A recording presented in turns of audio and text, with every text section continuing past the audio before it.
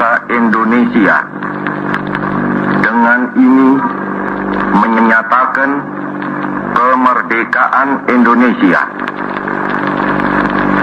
Hal-hal yang mengenai pemindahan kekuasaan dan lain-lain diselenggarakan dengan cara saksama dan dalam tempo yang sesingkat-singkatnya.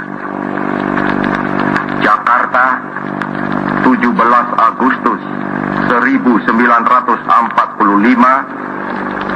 atas nama bangsa Indonesia, Soekarno Hatta.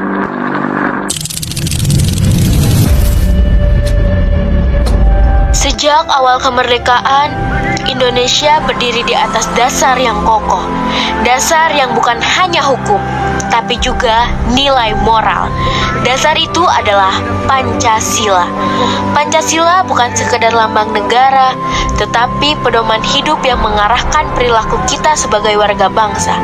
Dalam setiap peristiwa sejarah, Pancasila hadir sebagai cahaya yang menuntun arah kehidupan sosial bangsa Indonesia. Bahwa Pancasila itu adalah benar-benar satu dasar yang dinamis, satu dasar yang benar-benar dapat menghimpun segenap tenaga rakyat Indonesia. Sebagai kontrol sosial, Pancasila berperan mengarahkan bagaimana kita bersikap dan bertindak.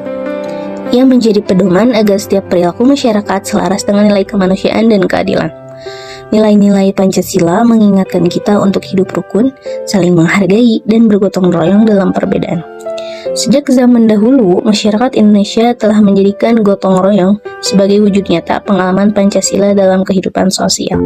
Nilai-nilai Pancasila sesungguhnya hadir di setiap aspek kehidupan kita, meski kadang tak kita sadari. Sila pertama mengajarkan kita untuk menghormati perbedaan keyakinan dan hidup dengan penuh toleransi. Sila kedua menuntun kita untuk memperlakukan manusia dengan adil dan berperi kemanusiaan.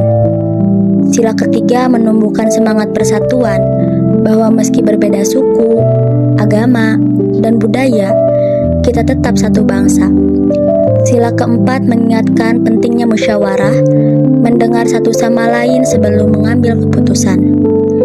Dan sila kelima mengajarkan bahwa keadilan harus dirasakan oleh seluruh rakyat tanpa terkecuali.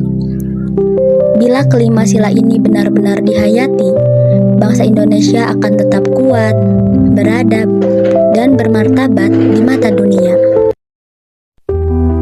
Namun, apa yang terjadi jika nilai-nilai Pancasila mulai diabaikan?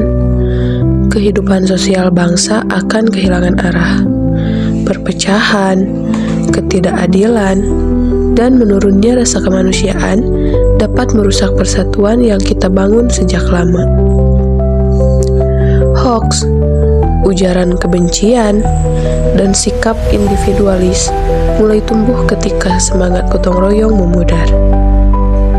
Tanpa Pancasila, kita mudah terombang-ambing oleh pengaruh luar, kehilangan jati diri, dan arah moral bangsa.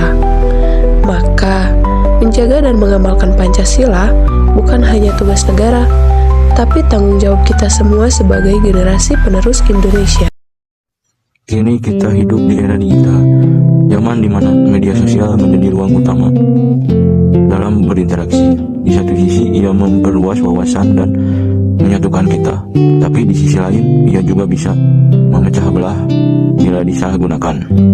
Karena itu, kita sebagai generasi muda harus menanamkan nilai-nilai di dunia maya. Gunakan kebebasan berpendapat secara bijak, hindari ujaran pembicaraan, dan sebarkan hal-hal positif. Menjadi warga digital yang santun, toleransi, dan bertanggung jawab adalah bentuk nyata pengalaman Pancasila di masa kini. Kami percaya dengan Pancasila, Indonesia akan tetap kuat, bersatu, dan beradab.